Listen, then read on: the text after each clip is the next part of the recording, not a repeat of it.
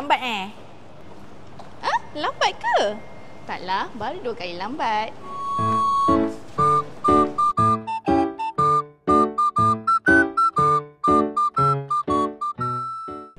Apa tadi? Cik, mana sini join. Boleh ke minum ni?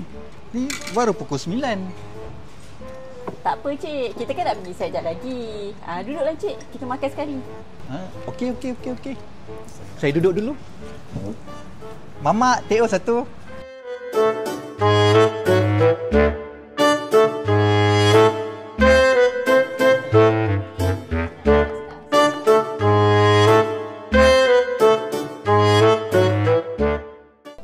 Jihan, nak tak kita pergi Haknyai? Sedap lah makanan kat sini. Jomlah, kat sana banyak orang makan kan? Best kan? Okey, nanti kita isi borang pergi luar negara. Tak payah isi. Kita cuti satu had je. Hari Isnin tu kita cuti lah. Okey juga, bukan orang tahu pun. Kan? Jom. Ayo, ni mak.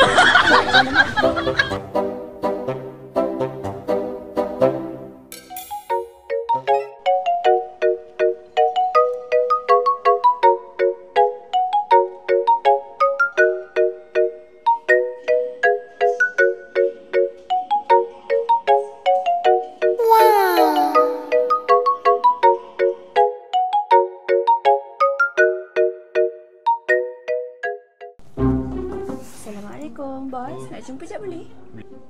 Waalaikumsalam. Masuk. Bos, ada syarikat nak minta kelulusan ni. Cuba bos tengok dulu. Oh, syarikat ni. Saya tak nak lah. Alah, bos. Cuba bos tengok dulu. Tengok dalam tu.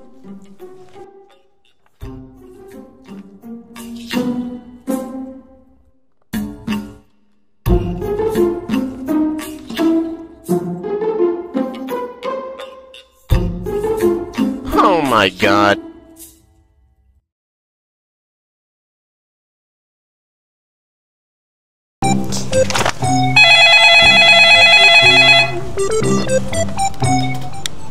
Hello?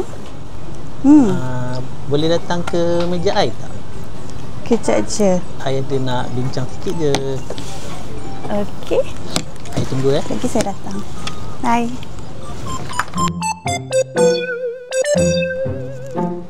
Assalamualaikum. Ni cik, kenapa panggil saya? Saya duduk Ada apa ni cik? Syasha. Syasha dah sampai. Oh, Haikal nak ajak Syasha pergi makan. Syasha boleh ke? Sekarang ke? Jam pukul berapa?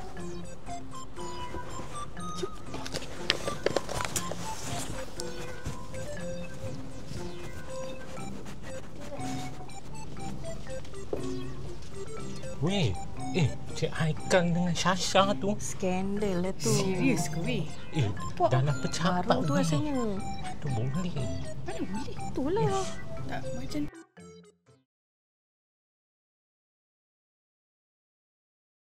tu jalan. Assalamualaikum warahmatullahi wabarakatuh.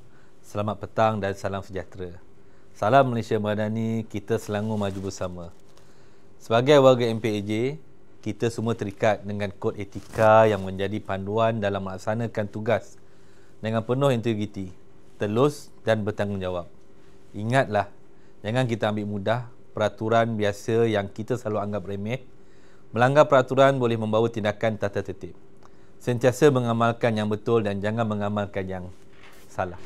MPAJ juga telah melaksanakan 2 sistem pengurusan anti rasuah, iaitu sistem pengurusan anti rasuah SPAR atau lebih dikenali sebagai ABMS, dan yang kedua Pelan Anti Rasuah MPAJ 2022-2026 yang dipantau oleh pihak Suruhanjaya Pencegahan Rasuah Malaysia. Sebagai bukti komitmen pengurusan tertinggi terhadap usaha pencegahan rasuah ini, semua pegawai dan kaki tangan perlu memahami maksud ABMS dan OACP. Objektif anti rasuah termasuk no give policy serta saluran aduan bagi integriti yang telah disediakan. Kini bahagian integriti telah membangunkan aplikasi Trust Integrity yang mengumpulkan semua maklumat berkaitan integriti, aduan dan anti rasuah di hujung jari anda. Saya menggalakkan semua untuk sentiasa merujuk aplikasi ini di laman web MPAJ untuk meningkatkan kefahaman dan amalan kita bersama. Integriti adalah tanggungjawab kita semua. Bersama-sama kita pastikan MPAJ kekal bebas rasuah dan terus dipercayai masyarakat.